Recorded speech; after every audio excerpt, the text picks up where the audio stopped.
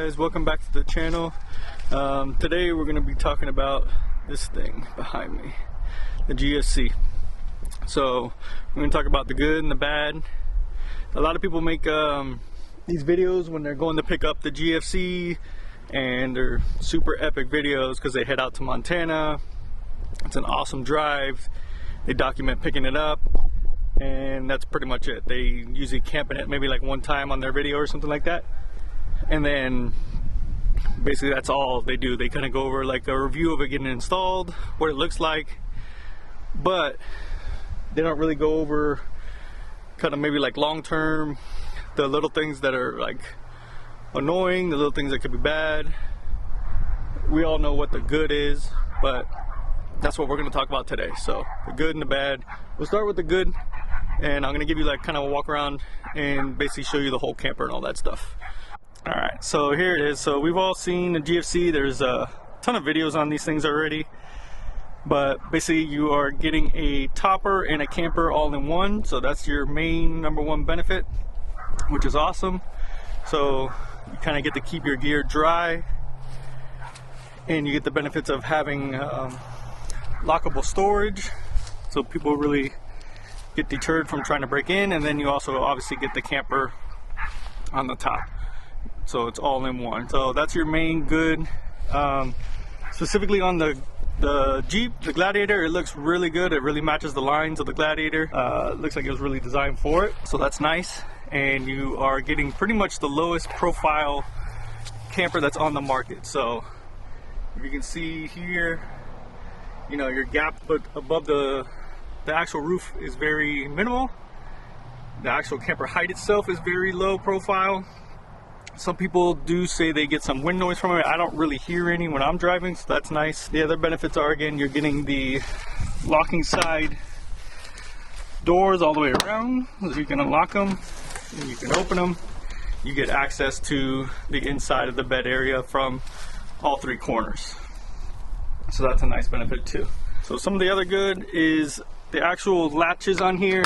Some people complain about them. I haven't really locked them up too much, but they say the locks kind of are iffy, but the actual latches themselves are very positive. They snap out and they lock in pretty good, and it's very easy to open. Probably the main benefit for the GFC, and what they really rave about, is their framing system. So the framing system is very well and nice designed. It all kind of locks into place. It's very light. It's all made of aluminum. Their mounting hardware that they use is very nice. I've never seen any kind of mounting hardware like that before for any kind of like topper or anything. You do get several options with them. So mine has the front and the rear window option, which is nice. I like being able to see all the way through the back when I can. The later generations also have these here, which are like little locks. You can so you can kind of lock yourself into it when you're actually in the actual camper itself. So they kind of flip up and down.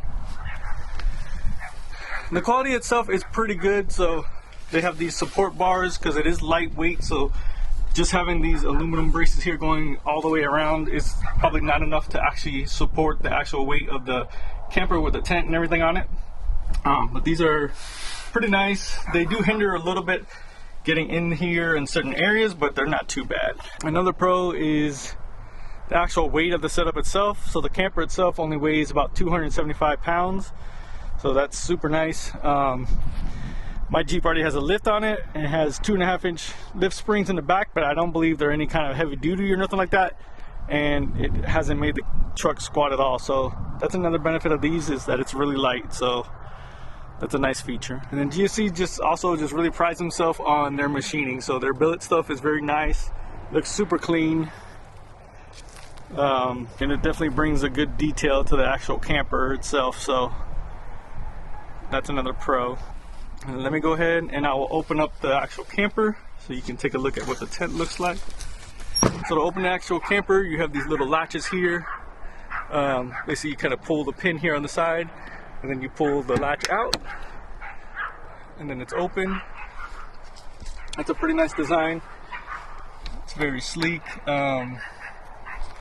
Again, we'll go over the good and the bad of some of this stuff, but basically you got your two latches there, and then all you do is push up,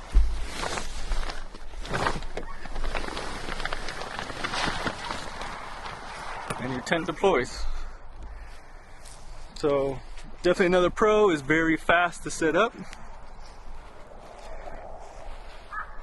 Takes just a couple seconds to actually set it up and to take it down. Mine does also have the windows that are on the side, which we will talk about later. So more on the good. Again, their attention to detail. So everything is like billet aluminum. Their hinges that they use for the actual tent itself, and the doors are very nice. I know the first generations I think had issues, but they've swapped out to these new hinges that are really good. The whole camper is pretty much like all extruded aluminum here, so you can add a bunch of stuff to it, which is cool. I think the T-nuts that you have to get though are proprietary, I believe. I'm not sure. You can let me know down below if you have T-nuts that you can use that you know that work with this. I have a couple that came with the camper when I bought it used. So I have a couple that came from the guy I bought it from, and I use it to mount my my awning on the side. So that's nice. Alright, so now we're standing actually inside the camper. So the camper is modular itself, so it has these cushions here that kind of go on the back and fill in the rest of the bed portion. You can kind of move them however you want.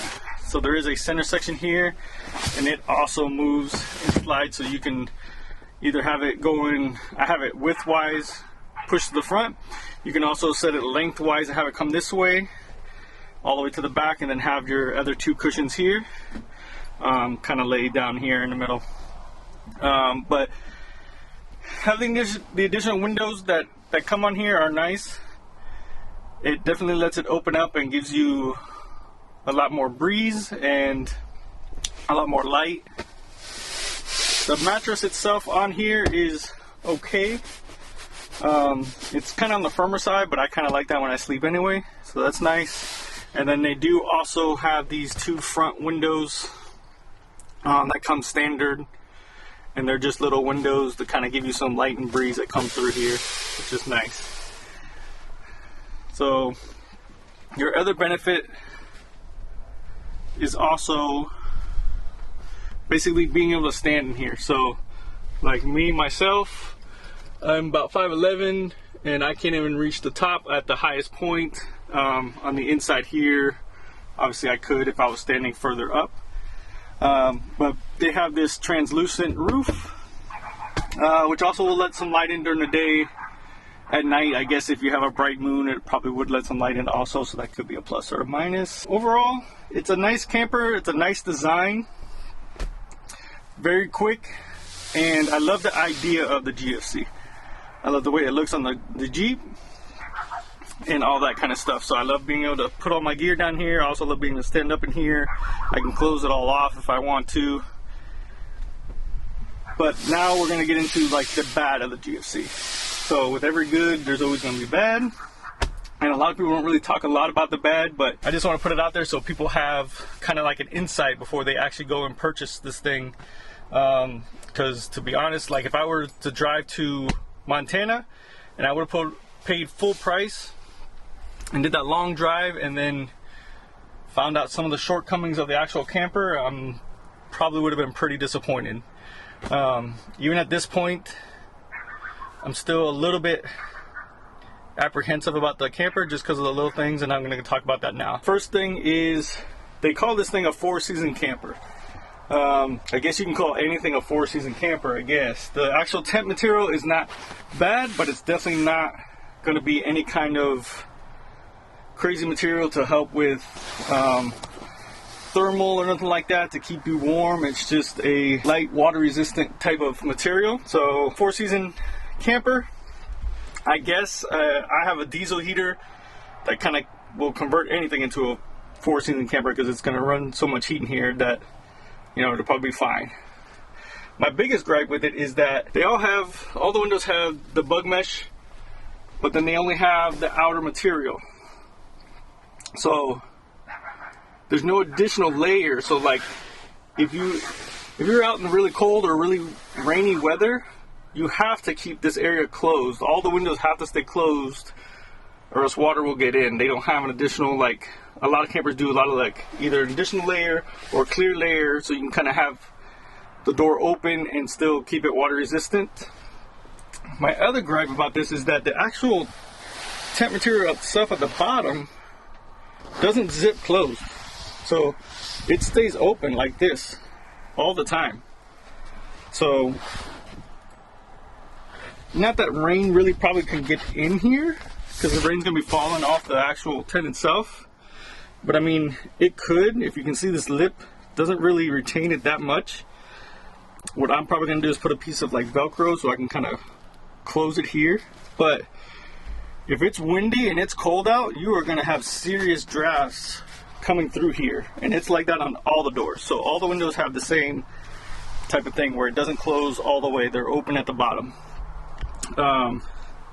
I'm not sure why it was designed like that. I mean, just make a zipper that goes all the way around, and then you know for sure it's kind of closed off, you know? So that's one gripe I have about this thing. My second main and big gripe is the passenger side of this camper. I haven't seen a lot of people report it, but GFC has their own forum, and a lot of people in the forum complain about the same issue.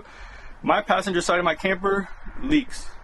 So not when the tent is deployed, but when it's actually shut and I'm driving and it's raining outside, or if it's raining and the Jeep is parked, water gets in here somehow and it soaks this whole bottom level here. So this bottom level, when I first got the camper, it was only on this back corner, but the last time I had about a week's worth of rain straight and it was wet all the way to the front. So I had to open it up and let it air out and dry out so it doesn't get moldy. But a lot of people in the forum are having the same issue. And GFC hasn't, I don't think, really figured out what's going on.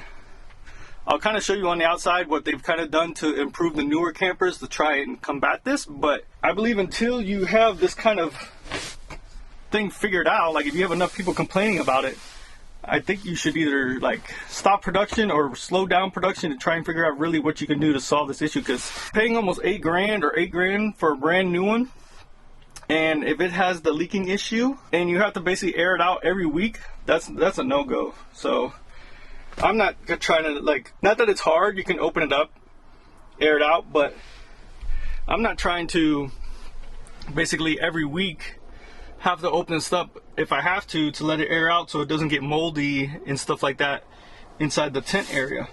So that, if I was to purchase this thing new, drive it all the way home just to realize that it leaks, and you can put in a ticket. So I've already put in a ticket to see what they're gonna say. I'll kind of show you on the outside what they're doing to the newer campers. Mine already has it to try and combat this, but if I was to drive this thing all the way home, I live in East Tennessee, and I went to Montana to pick it up, and it had this leaking issue, I would have been really, really disappointed. Now, I bought it used, so I got a pretty good deal on it, and it was kind of local, so for me, the trip and purchasing it wasn't bad. To figure this out kind of sucks, but, you know, I'm not paying full price for one of these things and then having this issue. The second thing on mine, and also other people on the forums also complain about this. Not that it was really that big of a deal, but the tent itself is held in by what they call like a heater cord, and it runs all the way, and it's kind of like a weed eater line, basically, like a hard plastic line that's like flexible, and the tent itself has like a tube, and it goes through the tube and it locks into the channel at the bottom. Mine, if you can kind of see here, I've already done the repair, but mine had a big gaping hole in here. I'm not sure if it's because I bought it used, but again, other people on the forum were complaining about the same issue. But on the corners, it could be the rear or it could be the front. They have holes where for some reason the heater either was too short or it moved, and it caused a hole here because now the tent material isn't in the channel. So I had to actually like repair this, take off the rear extrusion to get access to here, and it was a pain in the butt. Now this is the back corner, so the back corners are probably going to be the easiest if this happens to your tent. And GoFast has a video about how to fix this, so they know this is an issue. So they send you a video in like a Dropbox and an email. It's not a video that they have live on like YouTube. So they send you on how to fix it, and it's good. So their customer service is really good. They get back to you. They let you know this is how we can try and fix this issue. But this is probably the easiest one to be able to fix, and it was a pain in the butt for me anyway. Some people I have seen have had the issue in the front ones. In the front ones, I don't even know how like you'd be able to get into there and actually repair it. So that could be another plus or minus. As for the tent, because the tent itself can be fully replaced. So you can basically take off the whole tent is held in by that Kita cord, the front and the top and the bottom, and the front and the rear. And so basically you can remove the whole tent if you need the tent replaced for any reason. So a lot of people have had their tents replaced for either tears or also with the leaking issue. GoFast, if you're local to them, I think if you've contacted them enough times, they'll actually replace your tent to try and fix the issue. But the issue itself isn't with the tent. I don't believe it's going to be on the front, and I'll kind of show you that too when I get back out of the camper. But these are some of the things that people don't really talk about after the purchase of their GFC. So I kind of just want to get out there and just get the info out. So if you're having that leaking issue also, or issues with the Kita cord, comment down below, because I'm curious to see how many people are actually having the same issue.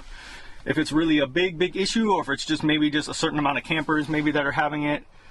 I know in the forum they have a pretty big thread, and there are a pretty good amount of people saying that they're having the issue. It could be just the same people, the few that are having it, just talking on there back and forth, and that's why the thread looks so long. But I'm curious if any of you guys have had the same issues. So until I can get this leaking issue fixed, the camper is kind of like hit and miss for me. Because like if you were to take a trip and be out somewhere and you're far from the home and it's raining constantly, and this is your only means of basically camping or staying anywhere, this leak that happens, it soaks the whole bottom here, and then what happens is it soaks your whole mattress. So my mattress, the whole side of the mattress here, and the material that they use like on top here is kind of like a water resistant type of material, but the whole side of the mattress is soaked. So if you were out far and you get to your camping spot and it's out raining and you kind of get there, pop open the tent to kind of take shelter, and you find out that your whole bed and mattress is wet, that's going to be a super big bummer. Because I mean, it's going to take a while to dry out, probably not while you're actually sleeping in it, unless you're maybe running a diesel heater the whole night.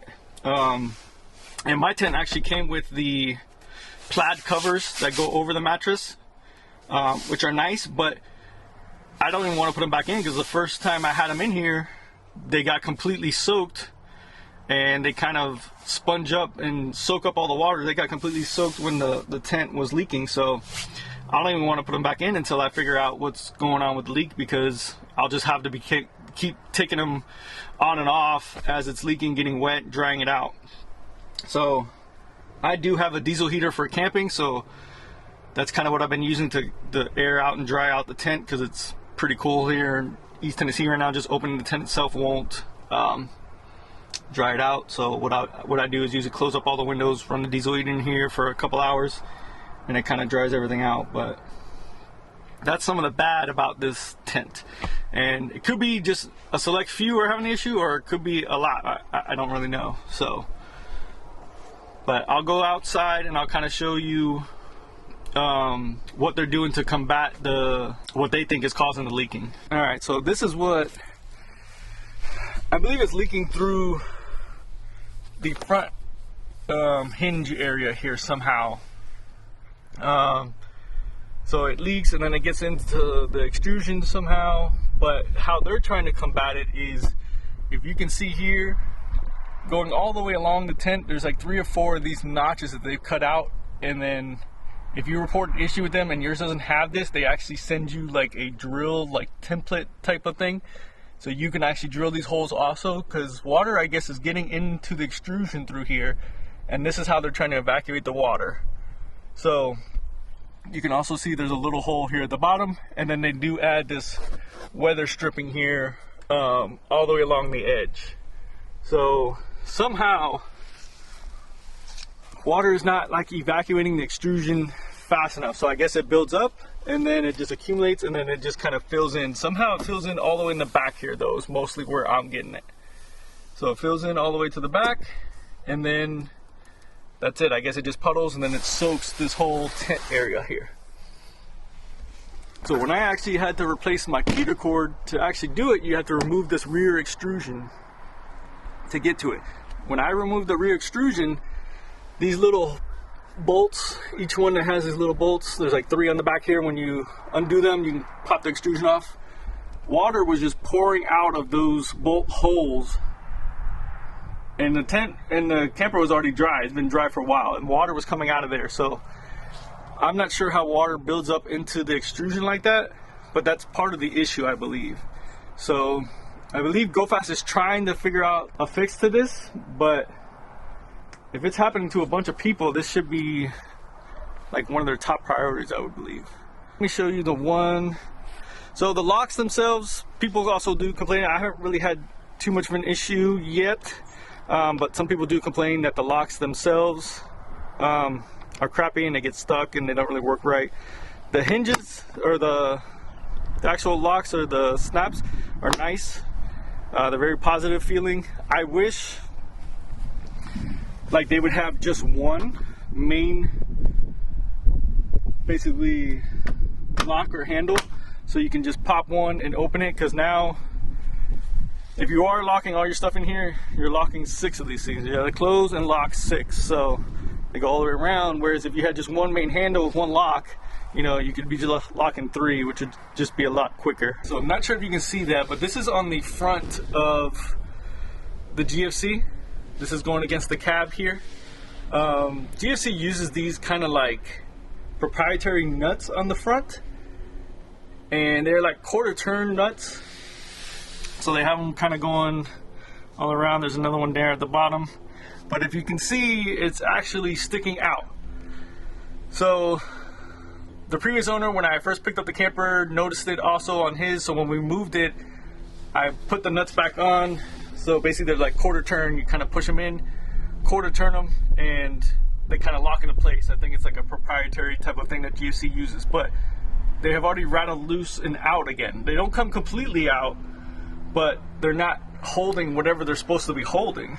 There they are inside there. So these things, I'm not sure like if they have a fix or anything like that for them, but if you can kind of see, let me get this thing to focus. It gets kind of focused on there now. So they pop out, and I'm not sure what they actually hold. I don't know if they're like supporting the back wall of the camper here, but as soon as you quarter turn them in, if you go off any trails or anything like that, they basically rattle loose. So they go all the way across there, and the other ones on the other side are also out like that. So I'm not really sure if GFC has a fix for that either. They're not like nuts really that you can like lock tight down. They just kind of slide in and turn a quarter.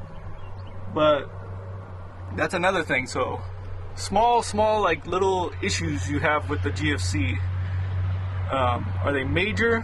Leaking's major. Is this major? Maybe not, but. Alright, so here's a better look at like kind of like the notches that they have drilled in here with the tent closed. So they have these, and I'm pretty sure the way they're shaped and everything that came from GoFast like that. This camper was drilled with those holes already. And they call it a weatherization kit. So they know the issue is happening. So you can basically go on their website, and if you're having the leaking issue also, and you had a older style camper that didn't have these holes already pre-drilled or the seal running along the roof, they send out what's called a weatherization kit because they know that they're kind of having these leaking issues. So, and here's what the hinge in the front looks like when it's closed. So again, I'm not really sure how water gets in and starts pooling, but it does, on mine anyway. But I just want to kind of give you a look at that with the top down so you can kind of see what that looks like. Oof, it's freezing out here, so I'm gonna kind of try and wrap up this video now. But Am I happy with the GFC? I'm happy with the idea of the GFC. So I love having the quick deploy tent, the benefits of having a topper, and basically all in one, being able to stand up and stuff like that inside there. GFC stands by their product as being American made, and they're very good at marketing, and they're very push, American made. But if a lot of people are having the same issue with the tent leaking, these little parts in the front coming off, it's weird. I guess it's awesome that your product's American made, but you also can't, just push out saying American made and half the product is crappy, because who cares if it's American made if it's still crappy. So I kind of just want to see if I can get these issues resolved. If not, I will probably switch up to a different style of camper. Not that I really want to, but just the water issue itself. I don't live in like a desert area where, we don't get a lot of water, or Southern California where they really like promote these a lot. They don't get a lot of rain there and stuff like that, so it's probably fine for them. But for me, where I live and we have rainy seasons and stuff like that, it's not going to be practical to open this thing up, once a week just to dry it out because, it's been raining. But overall, the idea and everything of the actual GSC is cool. I like it. I hope I can get it fixed and I'll keep it. But I just kind of wanted to throw this video out there, just kind of give some people some, ideas of what the GFC is, what kind of maybe little issues you may run into, and just to kind of give you a heads up before you go make the long trip, spend all the money, and kind of just, give you an idea of what you could be looking at. If your tent has the issues, you may pick it up and your tent may not have any issues and may be perfect, which is awesome. But, you may run into issues like this. So yeah, guys, I just want to kind of give you that. Hopefully in my next video we'll be out actually camping with this thing, running the diesel heater. Next weekend is Christmas, but I may actually go out and camp for a night, and it's gonna be freezing cold. It's about 38 degrees here right now, and it feels freezing. And then next weekend it's supposed to be, I think, a high of in the 20s and low in like the 10s or single digits. So I may actually go out for a night, test out the diesel heater, see if it can survive in the GFC and that kind of weather, but we'll see. All right, guys, so I'll catch you in the next one.